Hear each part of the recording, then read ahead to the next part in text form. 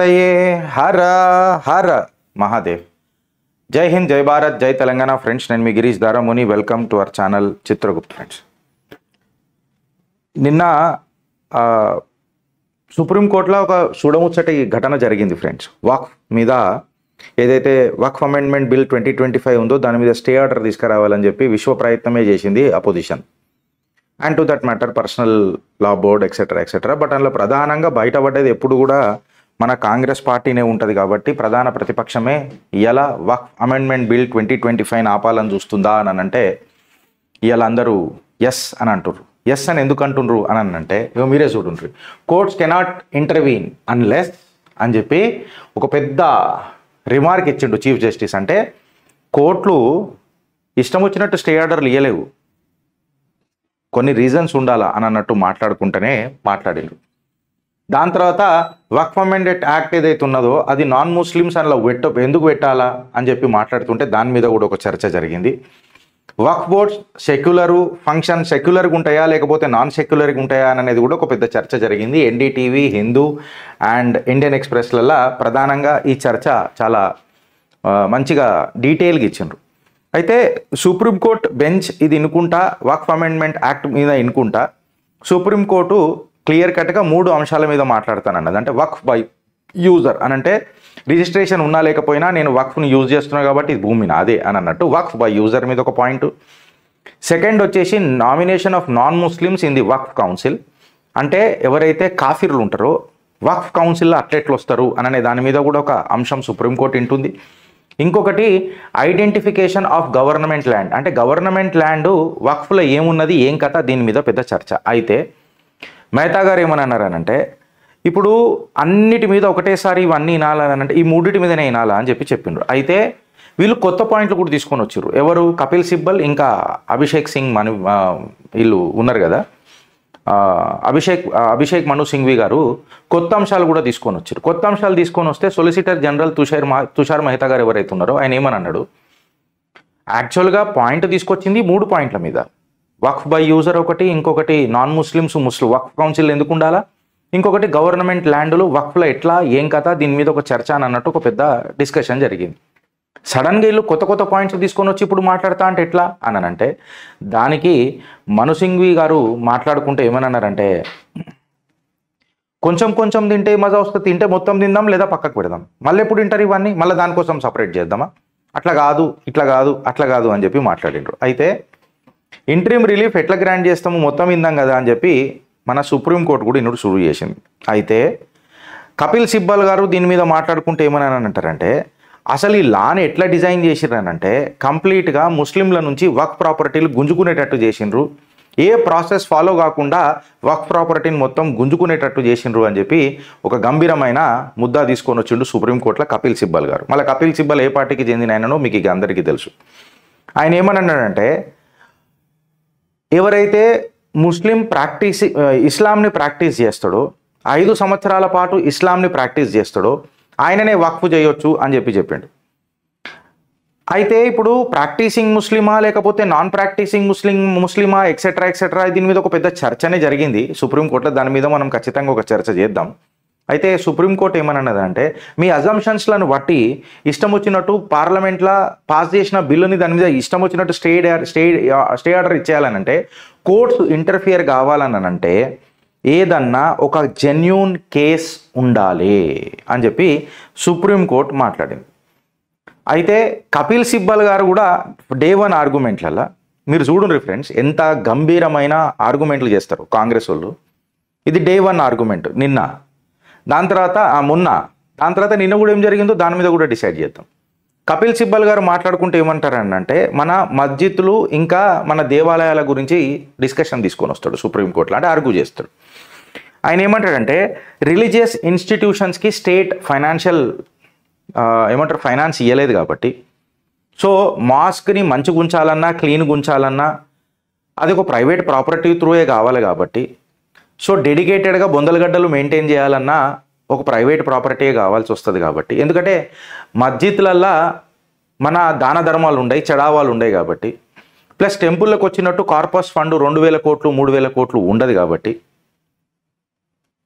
So ఒక private ఒక వక్ఫ్ లాంటిది ఉండాలా అని చెప్పి చెప్తారు. అయితే చీఫ్ జస్టిస్ గారు మాట్లాడుకుంటే మళ్ళీ దర్గాలలో చెడావా బాగానే అవుతుంది కదా, చెద్దర్లు వేస్తారు, పైసలు ఇస్తారు, అన్ని ఇస్తారు. అంటే మై లార్డ్, నేను మాస్క్లు మస్జిద్ల గురించి మాట్లాడుతున్నా, దర్గాల గురించి కాదు. Point to be noted my friends. Voter ఓ హిందూ గుర్తుపెట్టుకో, దర్గా వేరే, మస్జిద్ వేరే. ఇది గుర్తుపెట్టుకో. నిన్న కపిల్ సిబ్బల్ గారు మాట్లాడుకుంటా I'm speaking about mask my lord అని చెప్పి మాట్లాడాడు. ఇక్కడికి అయిపోయిందనంటే ఇక్కడికి అయిపోలే. దాని తర్వాత కపిల్ సిబ్బల్ గారు ఏమని అన్నారనంటే, సడన్గా ఒక వక్ఫ్ ప్రాపర్టీని మీరు ప్రొటెక్టెడ్ మాన్యుమెంట్ అని చేస్తే, అంటే ఆర్కియలాజికల్ సర్వే ఆఫ్ ఇండియాలో అని చేస్తే దానికి వక్ఫ్ స్టేటస్ పోతుంది కదా అని అంటే, అసలు ప్రొటెక్టెడ్ మాన్యుమెంట్ ఎందుకు చేసిండ్రు, ఏ ప్రభుత్వాలు చేసిండ్రు, ఎక్సెట్రా ఎక్సెట్రా. ఆమె కపిల్ సిబ్బల్ గారు జామా మస్జిద్ సంబల్ని ఉద్దేశించి మాట్లాడండి. ఇప్పుడు మళ్ళీ ఇది protected monument or to that matter ఏదైతే ఆర్కియలాజికల్ సర్వే ఆఫ్ ఇండియాలో పెట్టింది కాంగ్రెస్ పార్టీయే కదా వెనుకటికి.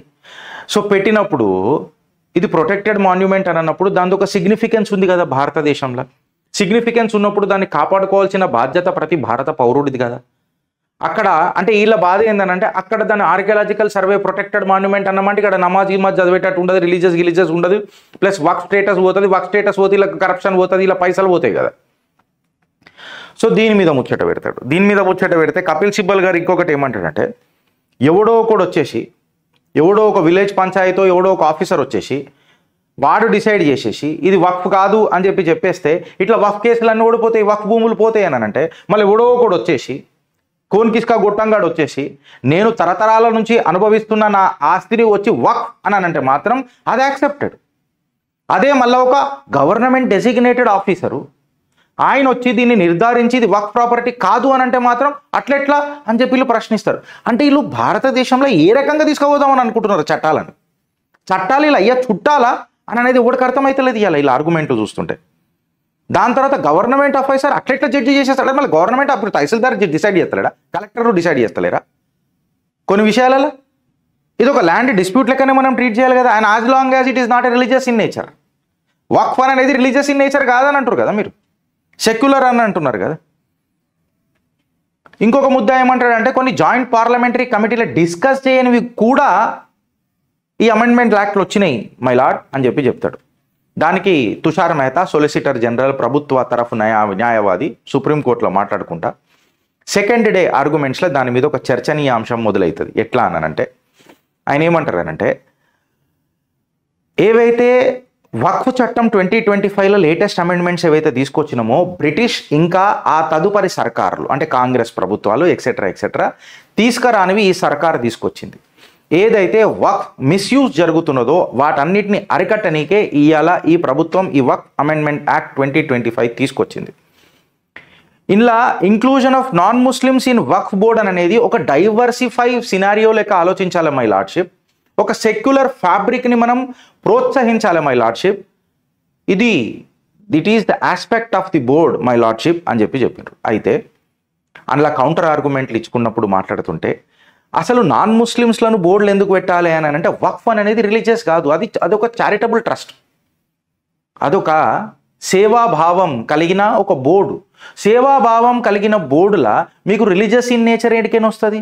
సో నాన్ ముస్లిమ్స్ని రిలీజియస్ బోర్డులలో పెట్టడం ఎస్ ప్రాబ్లమే, కాఫీర్లను రిలీజియస్ బోర్డులలో పెట్టడం తప్పే కాదని అంటలేండి. బట్ ఇది ఒక సేవా సంస్థ అయినప్పుడు పెట్టడంలో తప్పేమున్నది. అండ్ సేవా సంస్థ అయినప్పుడు religious freedom or to that matter article 25 and article 26 which deals with the freedom of religion and manage religious affairs ఏదైతే ఉంటుందో ఆర్టికల్ 25 అండ్ 26 రెస్పెక్టివ్లీ, దీన్ని ఉల్లంఘించినట్టు ఎట్లయితుంది. అయితే మన చీఫ్ జస్టిస్ గారు 3-4 క్వశ్చన్లు అడిగినారు. ఏంటనంటే, హూ అపాయింట్స్ ముతావలీస్ అని చెప్పి అడిగితే మెహతా గారు గవాయ్ గారు మెహతా గారిని అడిగితే వక్ఫ్ అని చెప్పిండ్రు. మళ్ళీ సీజే అడిగిండు can he be a non Muslim అని అనగానే మన సొలిసిటర్ జనరల్ గారు ఎస్ మై లార్డ్ అని అన్నారు. ఎందుకంటే అది నాన్ రిలీజియస్ ఫంక్షన్స్ కదా, అందులో రిలీజియస్ ఫంక్షన్స్ ఏం లేవు కదా వక్ఫ్లో. సేవ ఎందుకు అని అంటే, ఇప్పుడు ఒక హాస్పిటల్, ఒక స్కూలు ఎక్సెట్రా ఇది సేవ. నువ్వు ముస్లిమ్స్కే చేసుకో కాదని అంటలేం. కాకపోతే ఇది ఈడ రిలీజియస్ ఎంటిటీ ఏమున్నది అంటే 22 మెంబర్షిప్లో ఏదైతే నేషనల్ వక్ఫ్ బోర్డ్ కౌన్సిల్ ఉంటుందో అందులో 22లో ఒక 2 అడుగుతున్నాం నాన్ ముస్లింలు. అండ్ స్టేట్ బోర్డ్ ఏదైతే ఉంటుందో అందులో 11 మంది ఉంటారు, ఆ 11 మందిలో ఒక 3 అంటున్నాం అని చెప్పుకుంటా ఆయన ఒక పాయింట్ని ఎంఫసైజ్ చేసిండు. బాబాసాహెబ్ అంబేద్కర్ గారు వెనకటికి యూనిఫామ్ సివిల్ కోడ్ మీద మాట్లాడిన ముచ్చట తీసుకొని వచ్చిండు. ఏందనంటే అన్ని మతాలు చారిటీని సపోర్ట్ చేస్తాయి, అంటే సేవ అనే దృక్పథాన్ని సపోర్ట్ చేస్తాయి. హిందూయిజంలో దాన్ని దానం అంటాం, ఇస్లాంలో దాన్ని వక్ఫ్ అంటాం. సో ఇది వక్ఫ్ అనేది ఎసెన్షియల్ పార్ట్ కాదు అకార్డింగ్ టు ది షరియా. వీళ్ళు మోటివేటెడ్గా చేస్తున్నారు. జాగ్రత్తగా వినుండ్రియా. బాబాసాహెబ్ అంబేద్కర్ గారు యూనిఫామ్ సివిల్ కోడ్ మీద మాట్లాడిన మాటలను ప్రస్తావించి సొలిసిటర్ జనరల్ గారు మాట్లాడినారు. మళ్ళా రాజ్యాంగ కర్త కర్మ అంబేద్కర్ గారు మాటలకు మీరు అవమానిస్తారా? కాంగ్రెస్ వాళ్ళని అడుగుతున్నా.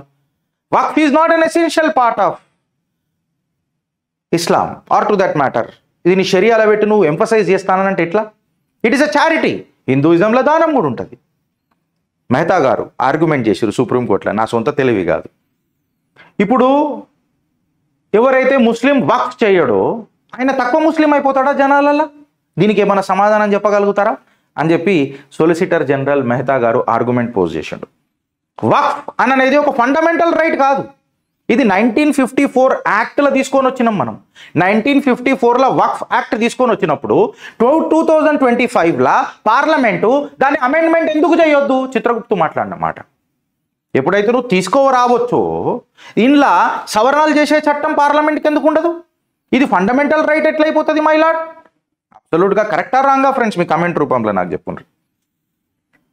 అయితే ఇప్పుడు వక్ఫ్ అనేది ఎవడో ఎల్లఎమ్మెల్యే గారు చేస్తే కాదు, only a lawful owner can create a వక్ఫ్. అంటే ఇప్పుడు నేను వస్తా ఇది వక్ఫ్ అని చెప్పలేను. ఎవడో ఎల్లఎమ్మెల్యే గారు వస్తాడు వక్ఫ్ అని చెప్పలేను. నేను అనుభవించాలి ఆ ప్రాపర్టీని. అంటే ఒక గవర్నమెంట్ ప్రాపర్టీ దగ్గరికి పోయి వీళ్ళు వక్ఫ్ అని అనేస్తున్నారు. ఒక టెంపుల్ దగ్గరికి పోయి 1500 సంవత్సరాల క్రితం ఉన్న టెంపుల్ని వీళ్ళు వక్ఫ్ అని అనేస్తున్నారు. సో ఇవాళ ఇష్టం వచ్చినట్టు ప్రైవేట్ ప్రాపర్టీలను గవర్నమెంట్ ప్రాపర్టీలను వీళ్ళు వక్ఫ్ అని అనేస్తే అట్లెట్లా మై లార్డ్ అని చెప్పి మాట్లాడారు. అంటే 100 సంవత్సరాల నుంచి వక్ఫ్ ఉన్నది అంటే వాళ్ళు 1500 సంవత్సరాల నుంచి ఉన్న దేవాలయం వక్ఫ్ ఎట్లయిపోయింది? బద్రీనాథ్ వక్ఫ్ అయిపోయిందని అంటాడు ఒకడు, బదరుద్దీన్ అని చెప్పి మాట్లాడతాడు ఒకడు. ఇలా అయ్యే జాగీర్లు. అయితే సొలిసిటర్ జనరల్ తుషార్ మెహతా గారు ఏమన్నారంటే, మై లార్డ్ ఇంట్రీమ్ ఆర్డర్ ఖచ్చితంగా ఇయ్యొద్దు, ఇది సెక్యులర్ ఫ్యాబ్రిక్ ఆఫ్ ది కంట్రీని డిఫీట్ చేస్తుంది, ఇది intent and purpose of the యాక్ట్ని డిఫీట్ చేస్తుంది.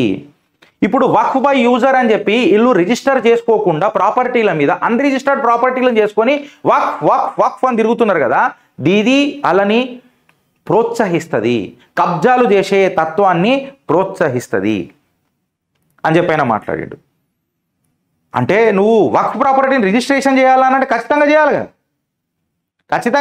ఇంకొకటి ఆయన ఏమన్నాడంటే, ఇవాళ దీని మీద మనము ఇప్పుడు స్టే ఇస్తే ఇన్ఫ్యాక్ట్ ఈ వక్ఫ్ బై యూజర్ అనే మ్యాటర్ ఎంత పెద్దగా అయిపోతుంది అని అంటే ఈవెన్ కోర్టులు కూడా దీనిలో మెడిల్ చేయాలనంటే ప్రాబ్లం అవుతుంది. And it is against the statutory process of the survey commissioner అని చెప్పి తుషార్ మెహతా గారు సుప్రీంకోర్టులో మాట్లాడిన మాటలు. ఇప్పుడు ఈ వక్ఫ్ బై యూజర్ రిజిస్టర్ చేయాలా, వక్ఫ్ ప్రాపర్టీలను రిజిస్టర్ చేయాలన్నది ఇలా కొత్తగా వచ్చింది కాదు. ఇది 1923లో 1954లో 1995లో కూడా మ్యాండేట్ ఉండే. ఇది మ్యాండేట్ ఖచ్చితంగా ఉండే. ఇప్పుడు నీకు ఏదైనా ప్రాబ్లం ఉంటే నువ్వు ట్రిబ్యునల్ ఉన్నది, దాని తర్వాత నీకు హైకోర్టు అప్పీల్ ఉన్నది, దాని తర్వాత నువ్వు సుప్రీంకోర్టు కూడా మై లార్డ్షిప్ మేము కాదని అంటలేం. But it has to be done, there should be a fair play. ఒక గ్రౌండ్ ఎట్లాంటిది ఇవ్వాలనంటే వాళ్ళు అందరు సమానంగా ఆడాలి. ఆడు వక్ఫ్ ట్రిబ్యునల్ వస్తాడు, అలా ముల్లాలే కూర్చుంటారు, ఆడే చేస్తాడనంటే ఎట్లా మై లార్డ్? నాన్ ముస్లింకి కూడా ఒక ఫేర్ ప్లే ఉండాలి. బికాస్ వీళ్ళు ముస్లిం ప్రాపర్టీలే చేసుకొని పోతుంటే మాకు ఇబ్బంది లేకుంటుండే. వీళ్ళు గవర్నమెంట్ ప్రాపర్టీలు వక్ఫ్ అంటారు, దేవాలయాలు వక్ఫ్ అంటారు అని చెప్పి మాట్లాడుకుంటా సెక్షన్ 87 మీద చాలా కీలకంగా డిస్కషన్ అయింది ఫ్రెండ్స్. ఈ సెక్షన్ 87 పర్పస్ ఏందనంటే, intended to provide a legal action on behalf of వక్ఫ్ అంటే ప్రాపర్టీ రిజిస్ట్రేషన్ లేకపోయినా లీగల్ యాక్షన్ మాత్రం ఉంటుంది దాని మీద ఏమన్నా అయితే. మళ్ళా దీని మీద ఇట్లా ఫస్ట్ ఏముండేనంటే నువ్వు రిజిస్టర్ చేసుకుంటేనే దాని మీద లీగల్ యాక్షన్ చేసుకోవచ్చు. 2013లో ఎలక్షన్ కంటే ముందు కాంగ్రెస్ తీసేసింది ఇది. మళ్ళీ ఎందుకు తీసిందో షాడో ప్రైమ్ మినిస్టర్ అనుకుంటాడు కదా దేశానికి, వాళ్ళు మాట్లాడాలి. అలా లీడర్ ఆఫ్ ది అపోజిషన్ గారు మాట్లాడాలి. మళ్ళీ అన్రిజిస్టర్డ్ వక్ఫ్ ప్రాపర్టీలు ఈ 2013లో ఎలక్షన్ కంటే ముందు ఎందుకు తీసేసిండ్రు, potential use of pursue of legal యాక్షన్ని ఎందుకు తుంగలు దొక్కిండ్రు అనే దాని మీద మాట్లాడాలి. ఇప్పుడు వక్ఫ్ ప్రాపర్టీలు ఏవైతే ఉంటాయో పబ్లిక్ డొమైన్లకు రావాలా, దాని మీద ఆడిట్లు జరగాల, ఆడిట్లు జరిగినాక ఆ ఆడిట్లు జరిగిన ఏవైతే రిపోర్ట్స్ ఉంటాయో అవన్నీ బయటికి రావాలా అని చెప్పి మాట్లాడు. ఇందులో తప్పేమున్నది? అండ్ ఇంకొకటి ఏముందంటే కాగజ్ నై బతాయింగే, where will I get papers? Section 3 of 1923 provided for registration. Description was important, not the deed. అసలు టైటిల్ డిస్క్రిప్షన్ ఏంద్రా భయ్, నువ్వు డీడ్ పక్కకు పెట్టు, చలో కాగజ్ నై దిఖాయింగే. ఈ అమ్మ మీ డిఎన్ఏ అంత ఇదే కదా, हम जिएंगे लेकिन कागज नहीं दिखाएंगे. पर डिस्क्रिप्शन तो बताओ यार, डीड तो दूर की बात है. సేల్ డీడ్ గీల్ డీడ్ ఏదైతే ఉంటే అది డిస్క్రిప్షన్ అనే చెప్పు, దాన్ని కూడా మాట్లాడరు. మళ్ళీ సెక్షన్ 1923లో అంటే సెక్షన్ 3 of 1923లో దీని మీద మనం డిస్కస్ చేసినాం కదా. దాని తర్వాత సెక్షన్ 3C of the వక్ఫ్ అమెండ్మెంట్ యాక్ట్ 2025లో కూడా రాంగ్ఫుల్ డిక్లరేషన్ ఆఫ్ ది వక్ఫ్ మీద కూడా చాలా పెద్ద చర్చ జరిగింది. అంటే నువ్వు ఏదో గవర్నమెంట్ ప్రాపర్టీని తీసుకొని వచ్చి వక్ఫ్ అని చెప్పేస్తావు, ట్రయల్ కాకముందే దాన్ని కమెన్స్మెంట్ కాకముందే వక్ఫ్ అని చెప్పి deemed to be A Waqf property అంటే నువ్వు ఖర్చు వేసిన వంటిక కథం. ఇప్పుడు ఇది ఎట్లుంటుంది అంటే ఫ్రెండ్స్, ఇప్పుడు ఈ వీడియో నేను నిలబడి జాగల అటు వచ్చి వక్ఫ్ అంటాడు, వాడు వేస్తాడు కూర్చుంటాడు అంతే. ఇక నేను తిరగాల ఇది వక్ఫ్ కాదు అని చెప్పి ప్రూవ్ చేయను. అంటే మళ్ళీ వాడికి కాదా బాధ్యత? నీది వక్ఫ్ అని అన్నప్పుడు నువ్వు ప్రూవ్ చేసుకోవాల్సిన బాధ్యత నీది కాదా? ఇప్పుడు ఒకడు ఇలయమలయాడు కబ్జా చేస్తాడప్ప, వాడు ప్రూవ్ చేయాలి కదా, ఇది వీంది కాదు, గిరీష్గాడు కాదు ప్రాపర్టీ, ఇది నాది, నేను అందుకే కబ్జా చేసిన, నా కబ్జాలు ఉన్నది, వాడు ప్రూవ్ చేయాలి కదా. ఇహా కాదు, మనమే చేసుకోవాలా. ఎట్లాంటి మళ్ళీ ఇది ఫండమెంటల్ రైట్ అని చెప్పి ప్రూవ్ చేస్తుంది కాంగ్రెస్. సెకండ్ పార్ట్ ఏముంటుంది అని అంటే, వెదర్ సచ్ ప్రాపర్టీ అది గవర్నమెంటా స్టేటా ఎక్సెట్రా కావాలని అంటే ఒక government officer above the rank of the కలెక్టర్ని పెట్టాలా. ఈ మనిషి designated officer, deemed to be A designated officer, ఈయన డిసైడ్ చేస్తాడు. ఈయన డిసైడ్ చేసిన తర్వాత ముంగడికి పోతుంది. నీకు ఏదైనా ఇష్యూ ఉంటే ట్రిబ్యునల్ పోతుంది, సివిల్ కోర్టుకో హైకోర్టుకో, ఎంటైర్ జ్యుడిషియల్ ప్రాసెస్ మళ్ళీ ఉంటుంది. బట్ నువ్వు వక్ఫ్ అని చెప్పి డైరెక్ట్గా డిక్లేర్ చేయాల్సిన పని లేదు అని చెప్పి మాట్లాడినారు. సో నెక్స్ట్ సుప్రీంకోర్టు కూడా కాలర్ ఎగరేసి కూడా ఇట్లనే మాట్లాడుతుంది. అండ్ మోర్ ఓవర్ వీళ్ళు కపిల్ సిబ్బల్ గారికి, అభిషేక్ మను సింఘ్వి గారికి క్లియర్ కట్గా చెప్పింది, అన్లెస్ అండ్ అంటిల్ ఏదన్నా క్లియర్ కట్గా వైలేషన్ అయితేనే స్టే ఆర్డర్ ఇస్తారు. కానీ ఇష్టం వచ్చినట్టు మీరు కావాలా, నాకు కోరిక ఉంది అది అని అంటే కుదరదు. ఇంకేం రాలే. మేబీ వాళ్ళ డిస్కషన్ వాళ్ళ మాటలు ఆ రకంగా ఉండే. సో ఇంతవరకే డిస్కషన్ అయింది కాబట్టి నేను ఇంతవరకే మాట్లాడుతున్నా. జ్యుడిషియల్ ఓవర్ రీచ్ కాకుండా స్మూత్గా అన్ని పాయింట్స్ని కవర్ చేసుకుంటా. నిన్న సూపర్ ఆర్గ్యుమెంట్ సుప్రీంకోర్టులో గవర్నమెంట్ తరఫు నుంచి, సెంట్రల్ గవర్నమెంట్ తరఫు నుంచి సొలిసిటర్ జనరల్ తుషార్ మెహతా గారు హర్ హర్ మహాదేవ్, భారత్ మాతాకి జై.